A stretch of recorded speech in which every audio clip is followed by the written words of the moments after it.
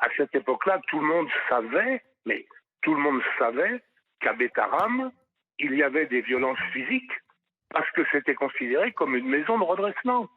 Quand j'étais jeune, moi, que j'étais au lycée, j'ai 76 ans. Donc tout ça, je l'ai connu. À l'époque, quand on était au lycée ou quand on était au collège, il y avait deux endroits dans la région où on menaçait les enfants de mettre s'ils étaient difficiles ou s'ils apprenaient mal. C'était Notre-Dame de Garaison dans les Hautes-Pyrénées et Bétarame à la limite des Hautes et des Basses-Pyrénées. Mais Donc Jean-Michel, parce que vous nous dites, tout le monde savait, puisque vous êtes de la région, qu'il y avait oui, des violences à Bétham. Quand on dit des violences, c'est-à-dire que c'était non, sévère. On va c'était une sévérité Voilà. extrême. Non, oui, mais Jean-Michel, il y a une chose qui est inhérente à une époque, c'est-à-dire ça marchait à la Oui, oui, trique, oui, comme on les dit. coups, les Et coups. puis Oui, ensuite, il y a les Les viols, violences. les humiliations Oui. et les sévices. non, Et mais j'allais y c'est ça venir. qui est mis en cause. J'allais y venir. Mais on Alors peut pas d'abord, vous imaginer me parlez surtout du que temps. vous le savez.